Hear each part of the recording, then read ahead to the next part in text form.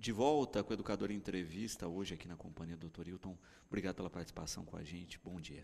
Bom dia, Luciano. É um prazer estar aqui novamente para tirar dúvidas e discutir os assuntos mais importantes aí da comunidade. Bom, nós vamos começar por uma questão aí que nós tivemos um estardalhaço de mídia, né, inclusive com mídia nacional, num primeiro momento, que agora está um pouco quietinha, né, que é a questão do nosso horto, a nossa floresta estadual aqui de Batatais, né, como é que tem sido a ação da promotoria nesse sentido? Muito bem. O Ministério Público sempre entendeu que o horto tem que ser preservado como um patrimônio de Batatais e um patrimônio da nossa região. Por conta disso, desde 2011, eu tenho um inquérito civil em andamento na Promotoria de Justiça, que foi instaurado inicialmente para coibir as queimadas que a cada ano existem lá no horto. Mas depois o objeto do inquérito ele foi alargado, ele foi estendido, para agora também proteger o próprio horto, né? Para que o horto continue como propriedade do município ou da coletividade de Batatais e da nossa região.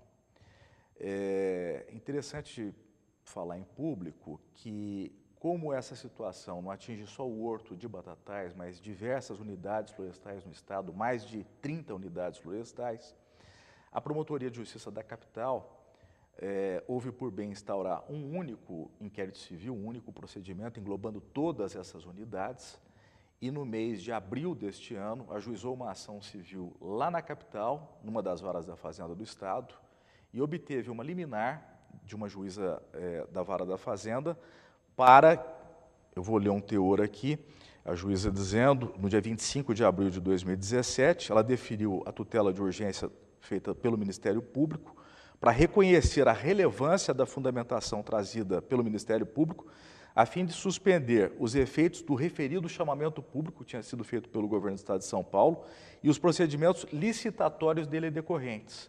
Então está tudo paralisado até que a ação seja julgada em definitivo. Mais do que isso, ela determinou, a juíza, ao Estado uma prestação de contas em relação às unidades. O que é feito em cada unidade, o que é explorado economicamente, quanto o Estado recebe pela exploração, por exemplo, no horto de Batatais, é extraído pinos, é extraído eucalipto, é extraída a resina. Isso gera uma verba anual que ninguém sabe muito bem como é e muito menos como é que ela é investida. E o nosso horto precisa, além de tudo, de grandes investimentos, para que seja voltado mais ainda para a população. Ecoturismo, por exemplo, educação ambiental lá dentro, para isso a gente precisa de verbas. Funcionários lá dentro, hoje nós temos 4 ou 5 funcionários só, lotados no horto florestal. É necessário que haja uma ampliação do número de funcionários, senão o horto vai acabar sendo esvaziado naturalmente, né? Que me parece que é o que o governo do estado quer em última análise. Então é necessário que esse dinheiro que é tirado do horto, ele se reverta para o próprio horto de Batatais. E é o que se observa quando se faz uma análise histórica do espaço, né? No seu auge, a área chegou a ter 90 funcionários, né? A questão da própria exploração já foi muito mais incipiente no espaço, mas falta e sempre faltou essa transparência, né, de quanto gerava, de quanto se gastava, e de uma maneira muito simplista acaba se esvaziando.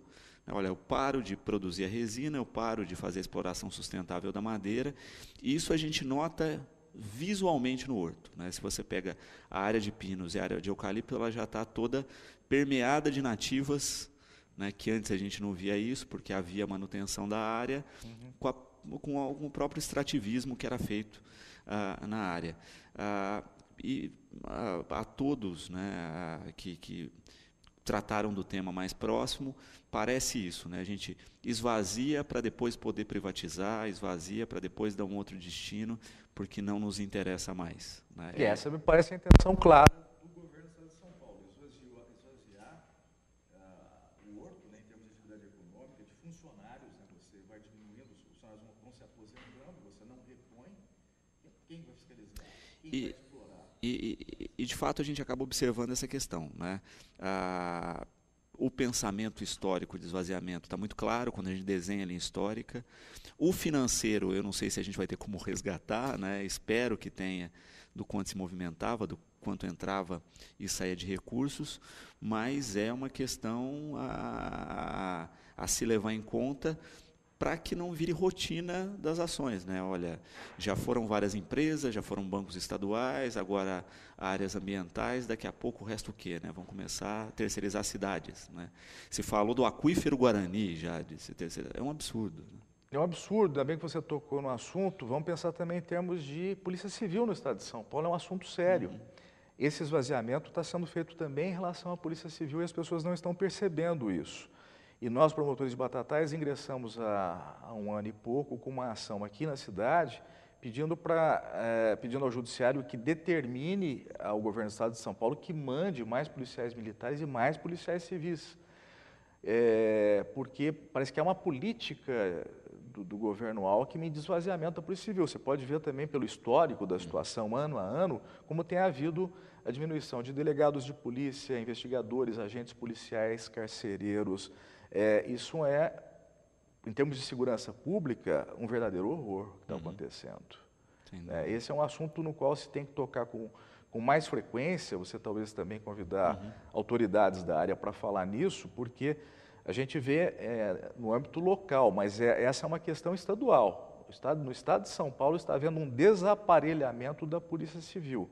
E a gente aqui em Batatais, pelo menos, tem tentado reverter essa situação através de uma ação que tem andamento na 2ª Vara de Batatais. O Sérgio colocando uma questão, né? E também é a mesma da Marina, próxima aqui. Na questão da interdição do aterro sanitário. Né? O que pensar nessa questão, já que a gente tinha um aterro bem pontuado e que despenca na pontuação de uma hora para outra. Né? Como se acompanha isso, doutor? E o próprio Ministério Público mesmo, né? No acompanhamento dessas estruturas e nas medidas preventivas aí na questão da gestão dos resíduos sólidos. Eu tenho também procedimentos abertos em relação a todas essas questões do saneamento básico. Eu tenho um procedimento para água, para avaliação trimestral da qualidade da água que é consumida em Batatais, isso já há longos anos. Eu tenho uma ação civil pública em relação ao aterro sanitário e ao lixão desativado, na qual eu fiz acordo com a prefeitura para que mantivesse o aterro em boas condições, tanto é que nós chegamos a ter uma nota superior a 8 em relação ao aterro sanitário. E por conta da falta de investimento, infelizmente, né, e esse controle tem que ser feito também pela população, o aterro acabou chegando a essa situação lamentável de ser interditado, correndo o risco agora de pagar multas, né, do ex-prefeito sofrer ação de improbidade administrativa, eventualmente uma ação por poluição ambiental, crime ambiental, a cidade gastando mais, agora tendo que levar o nosso lixo para Salles de Oliveira ou no Poranga, enfim. Mas o acompanhamento ele é feito dentro da justiça. A gente vai até o limite que a lei nos concede, que é pedir multa, que é pedir improbidade, muitas vezes do administrador, requisitar inquérito para verificar eventual crime ambiental.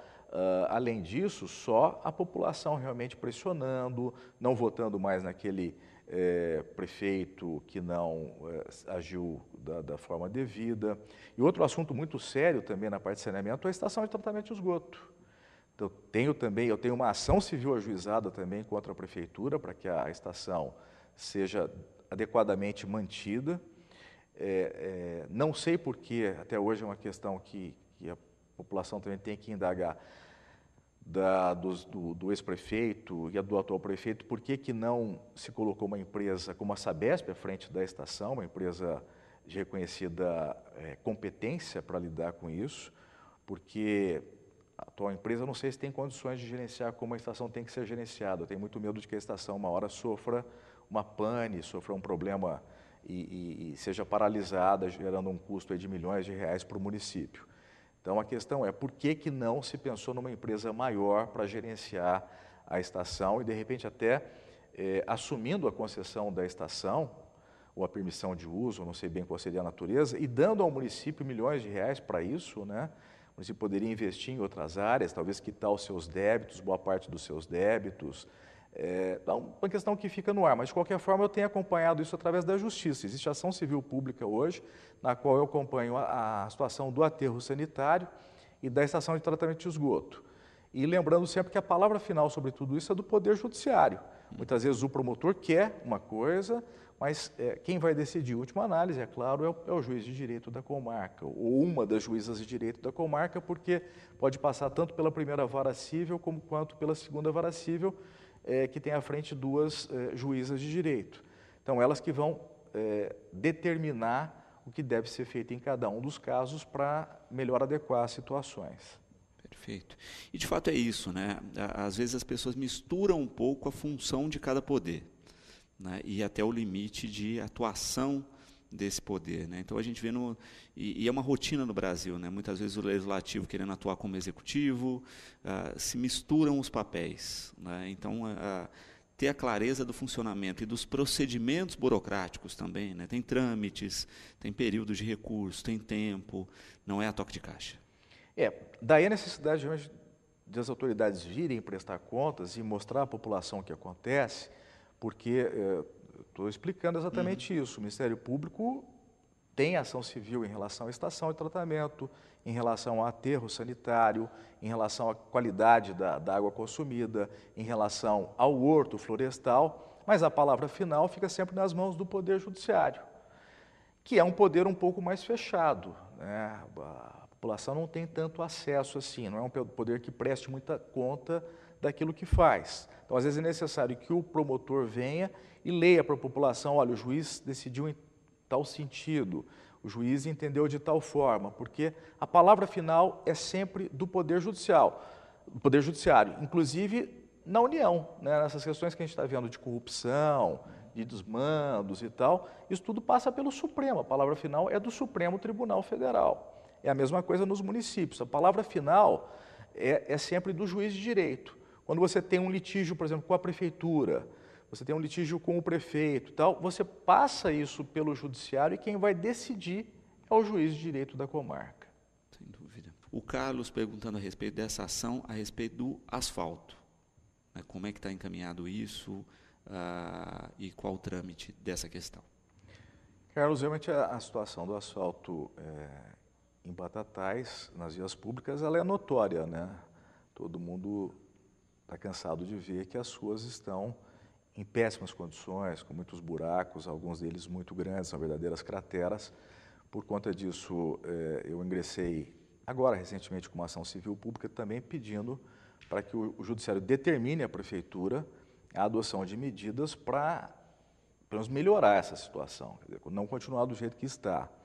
E não continuar com uma operação de mero tapa-buraco, onde eles jogam um pouco de asfalto em cima, sem que aquilo vire algo definitivo, né? Quer dizer, uma situação muito paliativa, muito provisória, no qual muitas vezes o buraco torna a abrir em pouco tempo. Então, o que eu estou pedindo é, inclusive, que a Prefeitura se sensibilize diante dessa ação e faça uma proposta de recuperação paulatina das nossas vias públicas, principalmente daquelas que estão em situação mais lamentável, né, em termos de deterioração. E que abra também um canal de comunicação com a sociedade, prestando contas do que tem feito, de quais são os seus projetos em relação a essa questão viária, né, de mobilidade urbana. Eu acho muito importante essa questão das audiências públicas, Luciano, que a Prefeitura realmente abra mais canais de comunicação e de informação para a sociedade, para que a sociedade saiba quais são os planos da administração pública no curto, no médio e no longo prazo. Inclusive, especificamente em relação à questão do asfalto nas vias públicas, né? O que pretende fazer, como pretende fazer, e não somente dizer que está sem dinheiro, ficar se lamentando, porque na hora da crise você tem que ter uma criatividade maior, né? Então, pelo menos tem um cronograma de recuperação daquelas ruas em situação de maior deterioração, de maior degradação, e é isso que eu peço na ação para melhorar a situação de um modo geral em Batatais, porque com ruas nessa situação, é muito grande a situação, o risco de você ter veículos deteriorados, né, pneus furados, suspensão com problema, enfim, carros quebrados e até de acidente. A pessoa às vezes vai desviar de um buraco e acaba se acidentando, atropelando alguém. Então, a situação é séria, assim, é tão séria que eu pedi há pouco tempo ao Judiciário que determine à Prefeitura que tome providências para, pelo menos, melhorar bastante essa situação. Vamos aguardar a sensibilidade do Poder Judiciário. E até porque deixa a questão desse planejamento um pouco mais clara, né? No sentido de, né, olha, estamos buscando verbas em tais fontes para recap, tem sido feita essa ação, se deixa mais clara, porque muitas vezes a gente não vê isso, né? E é o que a gente tem sofrido nesse momento, né? Nós tivemos um período de crise que se instalou desde 2015, né, e que medidas não foram tomadas, né, a máquina continuou funcionando como se a coisa não tivesse na crise em que estava, e agora a gente colhe o resultado disso, né? Então, o planejamento é fundamental. O planejamento é fundamental e é fundamental o contato com a comunidade, né? Numa democracia, você tem que ter um contato mais amplo com a comunidade. Seja divulgando através dos meios de comunicação, hoje você tem a internet, seja através de audiências públicas, para ouvir a população, para passar para a população o que está acontecendo, como é que vai ser a gestão pública, a questão do orçamento participativo, eu sempre achei uma ótima ideia, colher sugestões junto à população. Então, eu acho que falta um pouquinho mais de diálogo e de contato, porque a crise existe, isso é notório, mas também existem problemas de gestão da máquina pública, né, como você bem salientou. Então, a crise já está instalada aí desde 2015, 2014, a partir de então, outras medidas deveriam ter sido tomadas para talvez conter alguns gastos mais desnecessários, para arrecadar mais dinheiro. Você tem uma questão, não sei se já foi comentado aqui no ar, muito possivelmente sim, a água deixou de ser cobrada em Batatais durante um longo tempo. A água deixou de ser cobrada. Isso é uma questão grave, né? Tem até um inquérito civil correndo na promotoria do Dr. Alexandre Padilha por improbidade administrativa, porque é uma coisa que eu não entendo até hoje. Por que se deixou de cobrar a água em Batatais, consumida em Batatais? Me parece que não somente a água, mas outras questões. O mato, né? Quando a prefeitura tinha que desmatar o mato em alguma área particular, também, essa cobrança também acho que não era feita. Então, muita coisa que deveria ter sido cobrada e agora poderia estar sendo aplicada, por exemplo, no recapeamento das ruas públicas, na educação, em saúde ou em outras áreas, e agora está fazendo uma falta muito grande para a comunidade. Sanar esse déficit aí de arrecadação, para também sanar a questão. Muitas cidades têm feito uma questão, não sei como isso se aplicaria, né, mas de um levantamento de dívidas de água e de IPTU por ruas, né, e aí se calcula o recap em função disso, né. As ruas mais endividadas aguentam os buracos por um período maior, as menos têm uma atenção prioritária, até para estimular essa questão. Olha, quem está em dia tem benefícios, quem não está, né? Não sei a legalidade disso, mas quando a gente pensa no ponto de vista prático, né, de justiça, eu acho que é bem por aí. Você tocou num ponto importante. Em época de crise, volto a dizer, entra uma palavra-chave em questão, que é a criatividade. Você precisa buscar soluções. Você tem que ter uma boa equipe te cercando com ideias novas para tentar sanar. A crise ela se instalou para todos. Então, você, em termos de administração pública, você tem que ter uma gestão diferenciada. Eu não quero ensinar o prefeito a governar, mas ele precisa trazer novos métodos de gestão mais criativos, mais eficientes, uma máquina mais enxuta e mais eficiente para a cidade. Sem dúvida. Bom, nós falávamos no bloco passado a respeito dessa questão do esvaziamento do Estado, né, em várias ações, em várias frentes, né? Falamos do Horto, da Polícia Civil. Nós temos a questão prática hoje, né, da manutenção da rede de energia elétrica pública, né, da iluminação pública, que foi empurrada também goela abaixo do município, né, mesmo outras questões que vêm de trás, né, municipalização do ensino nas séries fundamentais. E o Tomás e o Cláudio levantam duas coisas, né? Foi empurrado e está sendo empurrado também outras estruturas para que o município arque com os custos. Ministério do Trabalho, por exemplo, né, que o Estado não quer pagar mais os aluguéis e quer passar a estrutura para o município, e a Ciretran, né, que não tem mais instalação própria, está provisoriamente aí no recinto da Festa do Leite, e eles querem que a Prefeitura arque com o aluguel de um novo prédio, né, que o Detran se recusa a alugar um prédio em Batatais. É mais um exemplo claro dessa questão de se empurrar todos os serviços para o município e continuar retirando os recursos dos impostos do município, né? É paradoxal. Esse é um problema grave no Brasil inteiro, né? Você inchar as atribuições do município e tirar recursos do município ao mesmo tempo, né? A União é quem mais arrecada, o ente federativo que mais arrecada e que talvez o que tenha menos responsabilidade, se você comparar com o município, que foi obrigado a, como você falou, a arcar com vários serviços que a rigor não seriam da sua alçada, né? Essa questão da rede de energia elétrica, isso foi um absurdo, a meu ver. O município jamais deveria ter aceitado isso sem brigar, pelo menos, na justiça. Não, acho que vários municípios não aceitaram, inclusive, não estão arcando com isso.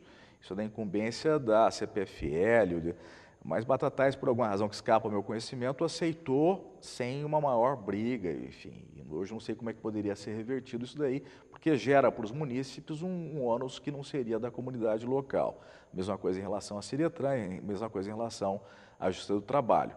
Eu acho que é não aceitar passivamente, se for o caso, brigar na Justiça para não ter que arcar com mais esses ônus. E discutindo alguns casos em especial, né? O Sérgio, né, perguntando a respeito dessa ação pública sobre a qualidade da água, né? Como é que está esse encaminhamento? A gente só comentou. Sérgio, na verdade, é um procedimento no qual a cada 3 meses, eu oficio a vigilância sanitária do município para verificar como é que está a qualidade de água consumida aqui, em termos de flúor, de cloro, enfim, se os níveis estão corretos, de acordo com aquilo que a vigilância sanitária fixa. Quando há alguma pequena alteração, eu já determino ou exijo a cobrança sob pena de tomar as medidas cabíveis. Isso tem surtido um bom efeito, eu tenho feito esse controle já há vários anos, pelo menos uns 10 anos. Trimestralmente eu peço os resultados das análises feitas na água consumida em Batatais, para que a população tenha uma boa segurança em relação a isso, Luciano, de consumir uma água de boa qualidade. Perfeito. Antônio Carlos também com uma questão, né? A gente falou da questão do Ciretran, ele coloca, né, a questão da possibilidade talvez de se passar a área lá para um dos lares da antiga FEBEM, já que é uma estrutura do Estado e lá tem prédios estaduais e poderia suprir a questão. E ele reclama também das aulas que estão sendo feitas no pátio da estação, né, causando um pouco de transtorno, já que é uma área de livre acesso de trânsito e não é impedida. Assim, um assunto não é do meu conhecimento, mas, principalmente a questão do trânsito na estação, isso tem que ser melhor revisto, porque vai atrapalhar muito a comunidade, principalmente as pessoas que frequentam ali, as pessoas idosas. Então, isso tem que ser revisto e feito num local adequado, a meu ver. A questão de passar a Ciretran para a área da antiga FEBEM, eu já não sei juridicamente como é que poderia ser feito, mas talvez seja uma ideia. Um telespectador aqui que não se identifica, né? Ele coloca uma questão prática aí, dentro dessas ações junto à promotoria. Ele pergunta como é que as pessoas podem acionar a promotoria, né, tanto nas questões ambientais ou patrimoniais, né, porque no caso específico dele aqui ele reclama exatamente disso, né, porque muitas vezes as pessoas são pressionadas a não tomarem atitude, né, e a promotoria é o braço da comunidade nesse sentido de dar voz ao cidadão. O acesso à promotoria ele é muito fácil, muito simples. Basta a pessoa peticionar, a chamada representação, ela expõe o que está acontecendo de errado. Só alguns exemplos em relação ao complexo da Cachoeira, estava havendo problemas lá. Um munícipe, mesmo sem se identificar, a representação pode ser anônima, desde que tenha fundamento, ela tem que ser fundamentada. Então, esse munícipe disse que o complexo ele estava sem segurança de entrada lá, o cadeado quebrado, gente entrando, colocando fogo, inclusive na vegetação, atingindo algumas árvores, sujando ali a represa da Cachoeira. Com base nisso, eu instaurei um procedimento, solicitei informações à prefeitura. De imediato, a prefeitura já tomou providências, pôs um cadeado no portão principal, aumentou a vigilância pela guarda municipal, limpou mais a área. Então, é dessa forma o contato com a promotoria. A promotoria está aberta para os cidadãos, então basta que se faça uma representação, normalmente escrita, fundamentada. A gente pede que seja o mais bem instruída possível, se possível com fotos.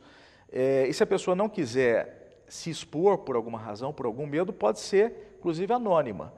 Mas melhor que seja identificada a pessoa para que a gente possa até ouvir, se quiser. E ouvir testemunhas sobre os fatos e tal. Mande isso para a promotoria, a gente dá um recibo, né, da representação, chamado protocolo.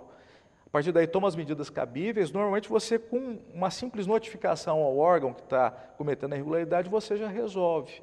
Tá? Mas é dessa forma o contato com a promotoria, bem simples, através da chamada representação. E é importante essa questão que o senhor coloca muito de embasar a questão, né? Não é uma questão para ações de pequena rotina e etc., né? São ações diretas ligadas ao patrimônio, ao meio ambiente e que tenham uma comprovação. E são questões mais amplas, né? É bom que se frise isso, como essa questão do complexo da cachoeira. Se é uma questão, por exemplo, de vizinho, vou reclamar do meu vizinho que está perturbando e tal, você tem outros caminhos. Você vai à delegacia por perturbação ou entra com uma ação até no Juizado Especial Civil para tentar resolver. O Ministério Público normalmente resolve questões da coletividade, uma poluição de grande alcance, em relação às obras do Portinari, por exemplo, que a gente entrou com uma ação para proteção, para recuperação das obras, desculpinização. Essa é uma ação típica do Ministério Público em prol da coletividade. A ação envolvendo a estação de tratamento de esgoto, o aterro sanitário. Enfim, a gente está aqui para atuar em prol da coletividade como um todo e não em questões individuais que podem ser resolvidas ou no Juizado Especial Civil ou através de um BO na delegacia quando o fato for uma contravenção penal ou um crime. Doutor, uma das ações, né, que nós temos visto e que tem surtido vários efeitos positivos na cidade é a questão dos fundos, tanto do patrimônio quanto do meio ambiente, né?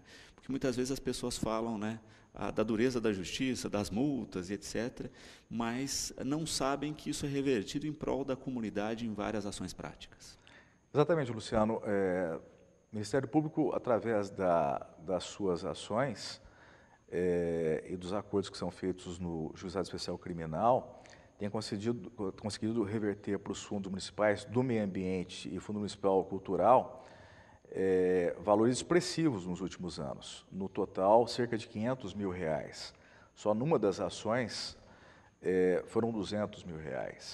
E esse dinheiro ele vai ser depois, através de projetos aprovados pelos conselhos municipais da cultura e do meio ambiente, esse dinheiro vai ser revertido para a comunidade, seja para melhorias, vamos dizer, no Teatro Municipal, projeto de castração de animais, projeto de reposição de mudas na área urbana.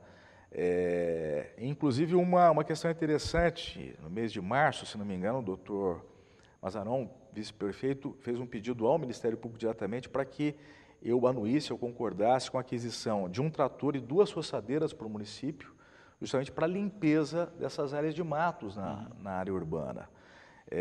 Um valor de mais ou menos R$70 mil. De pronto, eu concordei, mediante certas condições, para a liberação de cerca de R$70 mil e a aquisição desses maquinários que vão beneficiar e muito a comunidade. Então, numa demonstração de que o Ministério Público não é só aquela autoridade, o promotor não é só aquela autoridade que exige as coisas. A gente participa também, a gente reverte valores para o município. Eu, pessoalmente, tenho procurado colaborar com a cidade, comprei cadeiras ali, a reforma de cadeiras no Teatro Municipal, para mim e para minha família, doei 10 caixas de um acervo cultural meu, pessoal, de CDs, DVDs e livros para a cidade, para o uso da população. Então, eu procuro colaborar da melhor forma possível, seja institucionalmente, seja profissionalmente, seja pessoalmente, porque minha vida está muito vinculada a Batatais. Eu gosto muito da cidade, sou cidadão hoje da cidade, fui contemplado com o título ano passado e praticamente nasci aqui em Batatais, né? Eu fui criado nos meus primeiros anos de vida, eu passei em Batatais, meu pai foi promotor aqui, então eu tenho um vínculo sentimental muito forte com Batatais e eu procuro fazer o máximo. Então, a questão dos fundos municipais ela é muito importante, até porque qualquer cidadão também pode direcionar recursos para os fundos E esse dinheiro vai ser empregado em prol da comunidade local, da cidade, em projetos culturais, em projetos ambientais muito importantes para Batatais. Sem sombra de dúvida, né? E é interessante isso, porque a gente vê a aplicação direta no próprio município, né? Eu acho que é uma questão, e aí a gente deixa até o veículo de comunicação aqui à disposição, né, para mostrar esses resultados. Eu acho fundamental, né, quando a gente pensa nos fundos, até nas leis aí que dão abatimento de impostos ou direcionamento de impostos, a gente vê no Fundo Municipal dos Direitos da Criança e do Adolescente, né, o quanto essas captações estão modificando a rotina das nossas entidades e o quanto a gente ainda tem de margem de captação, né?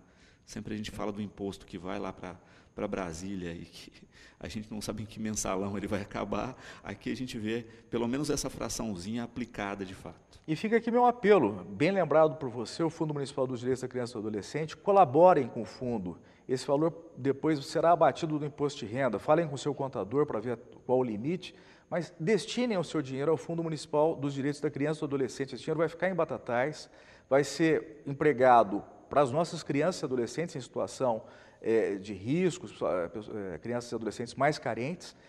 E façam isso, porque é melhor do que mandar para o leão. Como você falou, sabe Deus como é que vai ser empregado esse dinheiro, né? Se vai ser desviado em corrupção, se vai ser mal gerido. Então, empreguem, doem para o Fundo Municipal dos Direitos da Criança e do Adolescente. É um apelo que eu faço a vocês. Esse dinheiro vai ser bem gerenciado em Batatais e vocês vão poder abater do imposto de renda depois.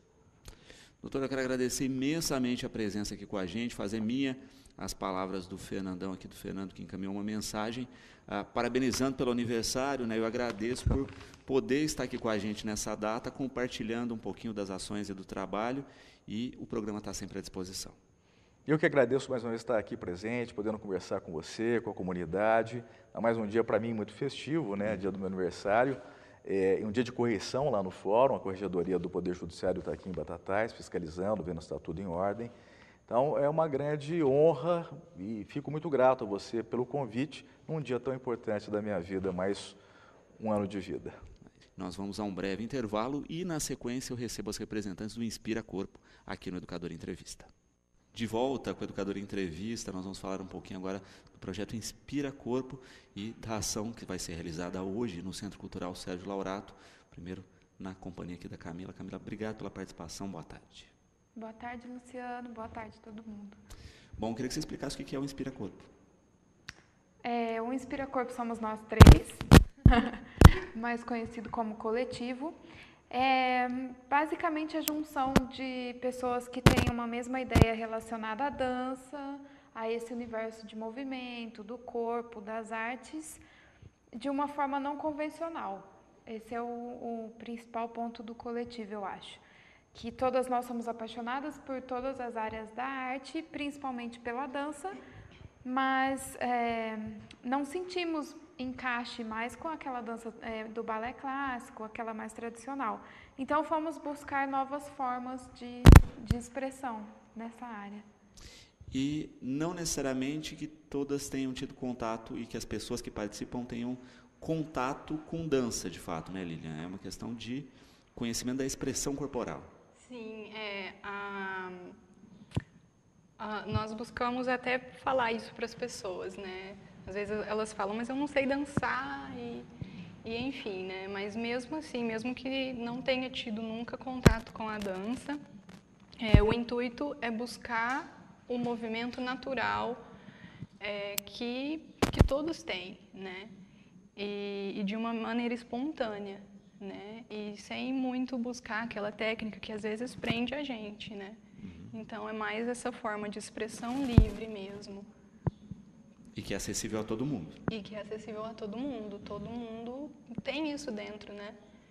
Porque às vezes a pessoa fala assim, mas eu sou descoordenado, eu isso, eu aquilo, né? Mas dá para todo mundo participar. Sim, com certeza.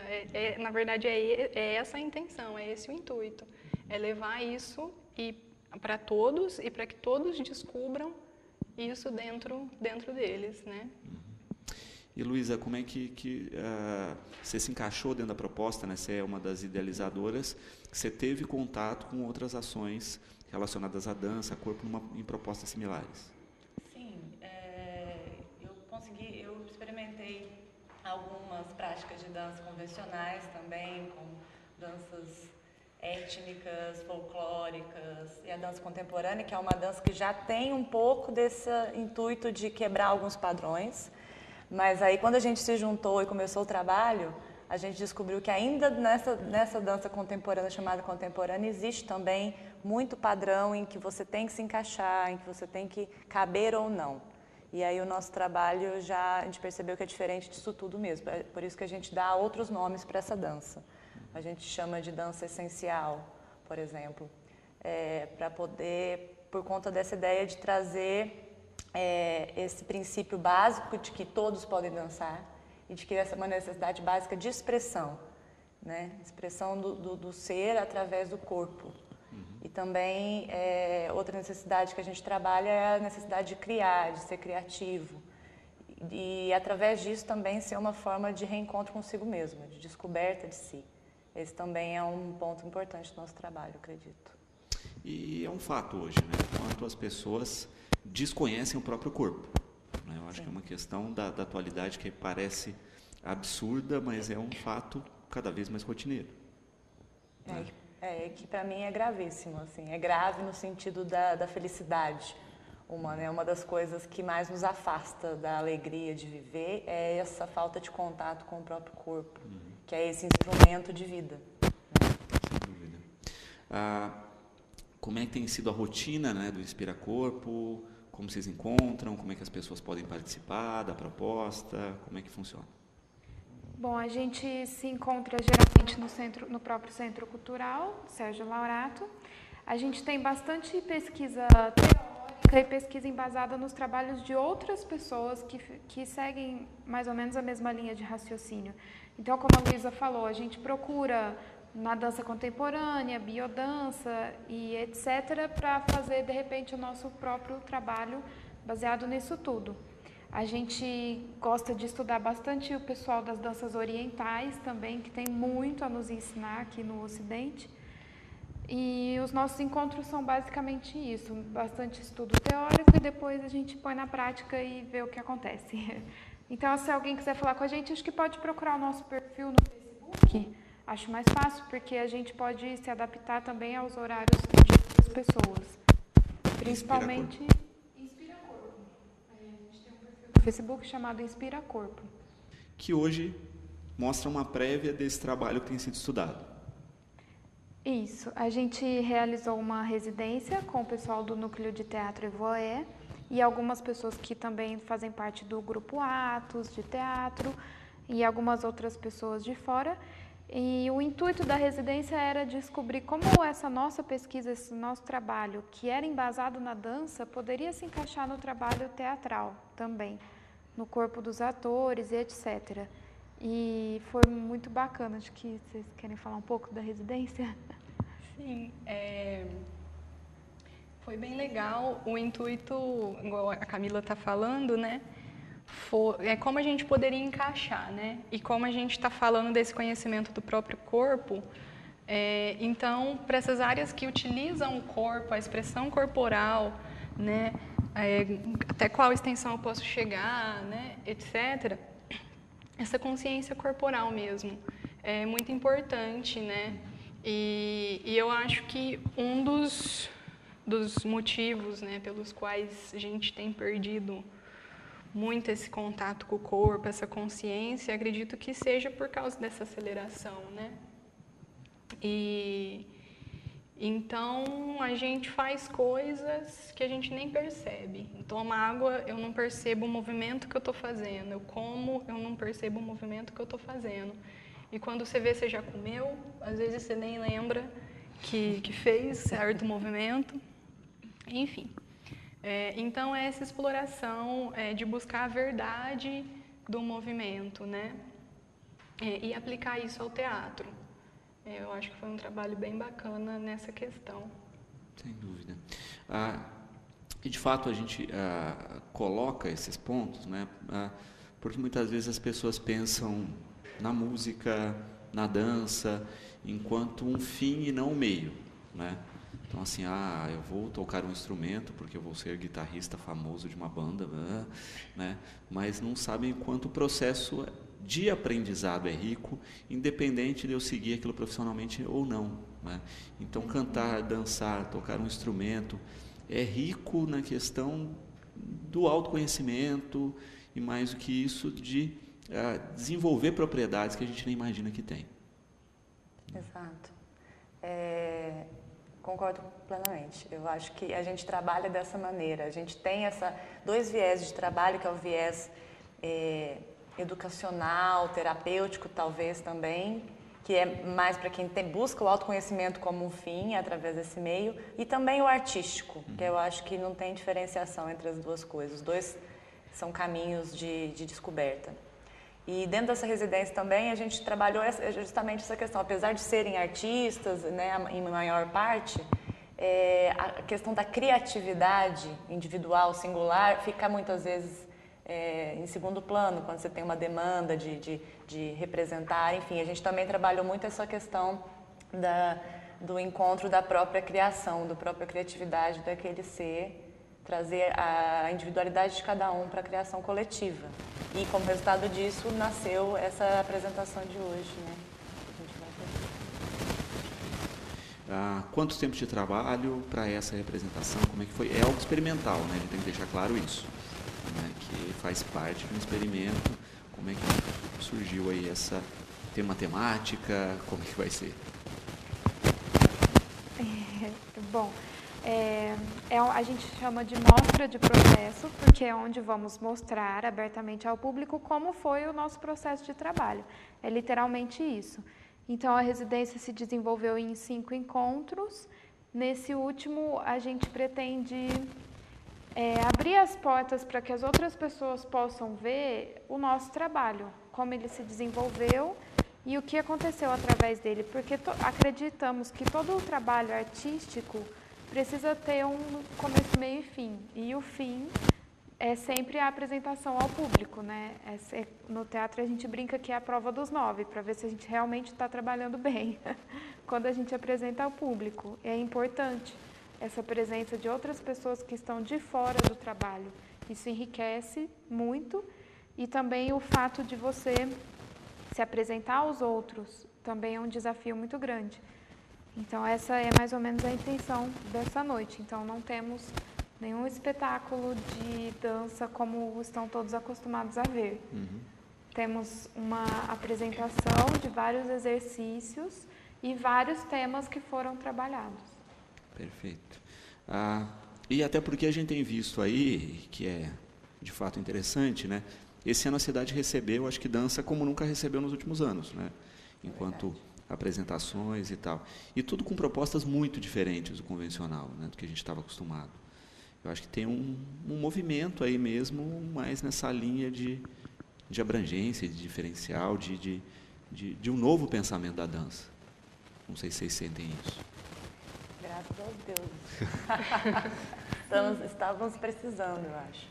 E a gente acompanhou também, a gente, como coletivo, todo esse movimento tem acompanhado, a gente participou das oficinas que tiveram, dos grupos que vieram, assistimos, né? E acho que a ideia nossa também nasceu num bom momento para a dança aqui. Estamos felizes por isso. Perfeito. Hoje à noite, né, que horário, como é que vai ser o funcionamento, Camila? Como é que as pessoas podem esperar a apresentação de hoje? Hoje a apresentação começa às 8h30, pontualmente. Precisamos parar com essa mania batataense de chegar no teatro depois do que já começou.